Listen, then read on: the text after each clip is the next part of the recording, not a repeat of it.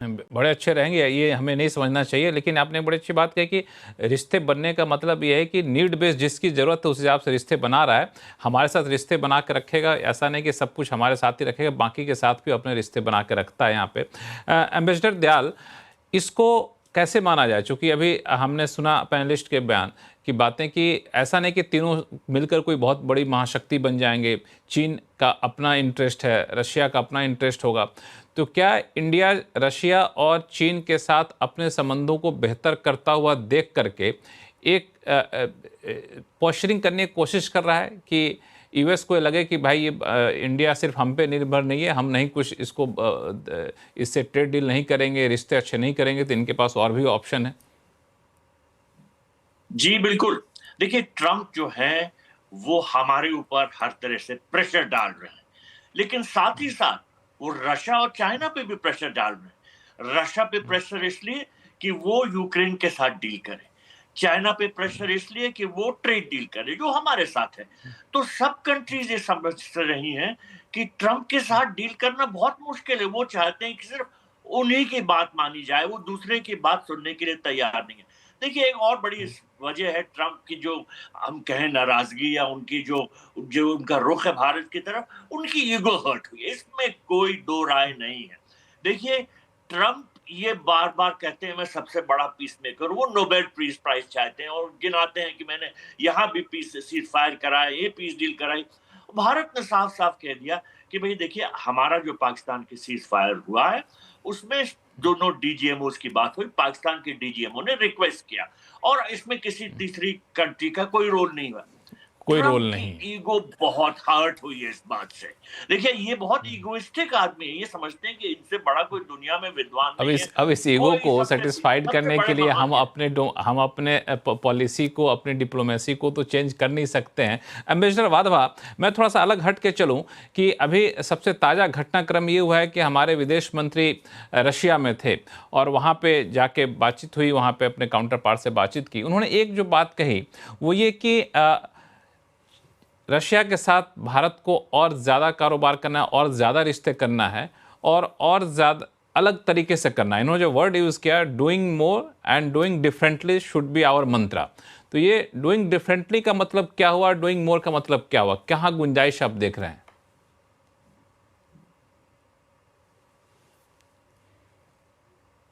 देखिए, रशिया के साथ भारत कई सालों से ये कोशिश कर रहा है कि जो बायलैटरल ट्रेड और इन्वेस्टमेंट्स हैं इनमें सुधार हो। लेकिन इसमें कई बाधाएं हैं। सबसे बड़ी बाधा ये है कि जो प्राइवेट सेक्टर है भारत में, उसका जो इंटरेस्ट है रशिया में, वो बहुत लिमिटेड इंटरेस्ट है। तो अगर हम गवर्नमेंट टू गवर्नमेंट लेवल पर कुछ डील्स करते हैं रशिया के साथ में, तो वो अलग बात हो जाती है। लेकिन प्राइवेट सेक्टर को उसकी तरफ रुझान करवाना बहुत ही मुश्किल है, बहुत ही टेढ़ी कीर है। दूसरा, इन्वेस्टमेंट्स की अगर हम बात करें, जो इन्वेस्टमेंट्स हैं वो भी हम चाहेंगे कि रशिया यहाँ पर ज्यादा इन्वेस्ट करे, क्योंकि भारत की तरफ से जो इन्वेस्टमेंट हुए हैं प्राइवेट सेक्टर से, वो इन्वेस्टमेंट बहुत कम थे। और जो एक्सपीरियंस रहा है प्राइवेट सेक्टर का, वो भी अच्छा नहीं रहा है। तो अब अगर हम आगे चलकर, जैसे कि उन्होंने कहा कि कुछ चीज हम डिफरेंटली करें, तो उनको अब आउट ऑफ द बॉक्स सोचना पड़ेगा कि क्या कर सकते हैं आगे चलकर। क्या कर और सकते सबसे हैं? जो इजी जो चीज थी वो रशियन जो एनर्जी जो हम भारत ने खरीदी है, और उसमें जो इंक्रीज आया है उसके चलते हमारा बायलैटरल ट्रेड तो बढ़ा ही है। लेकिन दूसरी दूसरी हाँ। कनेक्टिविटी के ऊपर बहुत बातें हो चुकी हैं। उसमें भारत की ओर से इन रशिया में निवेश करना जरूरी होगा। एनर्जी में हम निवेश कर ही चुके हैं, लेकिन जो कनेक्टिविटी है वो एक नया फील्ड है, और उसको हम आगे ज्यादा हाँ, ले जा सकते हैं। उसको हम आगे ज़्यादा आगे ले जा सकते हैं। प्रोफेसर स्वर्ण सिंह साहब, रशिया के साथ क्या हम कुछ नया कर सकते हैं, क्या कुछ हटकर कर सकते हैं? देखिए, पहले ही पिछले 3 साल में कितना नया हुआ है, ये अपने आप में एक परेशानी का कारण बना हुआ है। ट्रंप की जो नाराजगी है वो इसी बात को लेकर है कि हमने अचानक, पहले 8 या 9 बिलियन डॉलर हमारा ट्रेड व्यापार में रहता था आपस में, वो बढ़कर 67 बिलियन डॉलर तक पहुंच गया है। तो अपने आप में पूरा बदलाव आया है। दूसरा बदलाव जो खास आया है वो भारत ने अपना जो रक्षा उपकरणों का आयात है उसको डाइवर्सिफाई किया है। एक जमाने में रूस से आने वाले उपकरण करीब करीब 65 और 70% वार्षिक आयात का हिस्सा होते थे, जो अब घटकर 35 या 40% के आसपास आ चुका है। वजह साफ है कि अब हम फ्रांस से, इजराइल से, दूसरे देशों से, अमेरिका से भी इस तरह के उपकरणों का आयात करते हैं।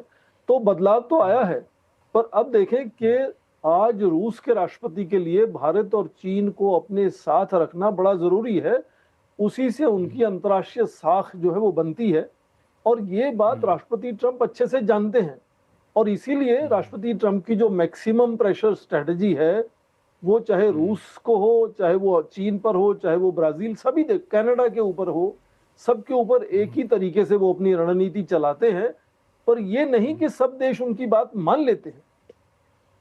मैं सरीन साहब से थोड़ा अलग होकर कहूंगा कि आप देखें कि पहले चुनाव में आपको याद होगा राष्ट्रपति ट्रंप कहते थे कि मेक्सिको के साथ एक मैं दीवार बनवाऊंगा और उसका खर्चा जो है उसका खर्चा मेक्सिको देगा। आज तक तो वो दीवार बनी नहीं है। अपनी इनॉग्रेशन में इस बार उन्होंने 2 बार उन्होंने फोन किया, राष्ट्रपति शी जिनपिंग को बुलाया कि आप आ जाए, मैं निमंत्रण करता हूं आपको, इनॉग्रेशन पे आए। वो तो नहीं आए। ठीक उसी तरह से भारत ने भी एक हद तक चुप्पी रखी, फिर बाद में 2 स्टेटमेंट जारी करके कह दिया कि ये तो आपकी मर्जी थी कि हम रूस से तेल मंगाएं, और ये आप ही कह रहे थे कि अंतर्राष्ट्रीय स्तर पर तेलों का जो कीमतें हैं उनमें स्थिरता रहनी चाहिए, और ये भी कह दिया कि हम किसानों के, मछुआरों के हितों को कॉम्प्रोमाइज नहीं करेंगे। उसका उदाहरण एक पहले से ही है, रीजनल कॉम्प्रिहेंसिव इकोनॉमिक पार्टनरशिप से भारत निकल गया था इसीलिए लास्ट मिनट में कि हम कुछ हद तक जो लेबर इंटेंसिव सेक्टर्स हैं उनको नहीं खोल पाए थे। तो ये कहना कि वो अपनी बात मनवा सकते हैं, ये गलत है। वो कोशिश जरूर करते हैं लगातार कि अपना दबदबा दिखाने की कोशिश करें, पर उसका नतीजा धीरे धीरे ये होगा कि उनका अंतर्राष्ट्रीय नेतृत्व जो है वो आगे से आगे कमजोर होता जाएगा। अंतर्राष्ट्रीय संस्थानों से वो हटते जा रहे हैं, एशिया से भी हटते जा रहे हैं। तो जाहिर है कि चाहे रूस, चीन, भारत चाहे या ना चाहे, पर यदि इस तरह का वैक्यूम एक बनता है जहां अंतर्राष्ट्रीय स्तर पर कोई नेतृत्व है ही नहीं किसी का, तो उतनी ज्यादा जिम्मेदारी या अवसर जो है वो भारत, चीन, रूस को मिलेंगे, और उनका तालमेल उसके चलते और बढ़ेगा। ये ऐसा नहीं कि परेशानियां नहीं रहेंगी, इनके रिश्तों में परेशानियां भी रहेंगी, पर हर देश अपने राष्ट्र हितों को आगे लेकर चलता है। उसमें कोई किसी का ईगो अक्सर नहीं आता है। बहुत कम नेता है जिनका ईगो सामने आता है, नहीं तो ज्यादातर नेता राष्ट्र हित को आगे बढ़ाने की कोशिश करते हैं। अब देखें ट्रंप ने जिस तरह से पुतिन का स्वागत किया अलास्का में, वहां तो ट्रंप का ईगो भी आपको नजर नहीं आया। अपनी सारी बात छोड़ के वो राष्ट्रपति पुतिन की भाषा में बात कर रहे हैं। अब वो वहां गए थे ये कह के कि बहुत खतरनाक नतीजे होंगे यदि राष्ट्रपति पुतिन जो है वो युद्ध विराम पर नहीं मानते हैं। अब वो युद्ध विराम भूलकर शांति व्यवस्था की बात कर रहे हैं, जो बात पुतिन शुरू से कह रहे हैं। तो कभी कभी ये ध्यान देना होता है कि वो अपने तरीके से रणनीति बनाते हैं, दूसरे देश अपने तरीके से रणनीति बनाते हैं, और आपस में एक तालमेल बनता है। भारत का भी बनेगा। उम्मीद है कि प्रधानमंत्री जब जाएंगे अमेरिका अगले महीने, तो बातचीत हमारी भी होगी, कुछ आदान प्रदान होगा, हो सकता है एक संधि भी हो जाए जिसमें जैसे दूसरे राष्ट्रों के साथ ट्रंप ने किया है 15 से 20% कम हो जाए, टैरिफ वहां तक पहुंच जाए। पर उसके चलते भारत लगातार कोशिश करेगा। मल्टी अलाइनमेंट की हमारी विदेश नीति है कि जितने देशों से हमारे समीकरण बन सकते हैं, हिस्सेदारी बन सकती है, वो कोशिश हालांकि होगी। समीकरण बनाने में प्रोफेसर साहब, समीकरण बनाने में एक दिक्कत ये होती है कि देशों के आपसी इंटरेस्ट इतने ज़्यादा होते हैं, कॉन्फ्लिक्ट इतने ज़्यादा होते हैं।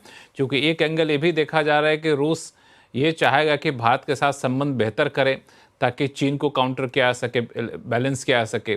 भारत चाहे कि रूस के साथ संबंध बेहतर हो ताकि चीन को बैलेंस किया जा सके। तो यहाँ भी एक तरह के समीकरण की बात की जा रही है। लेकिन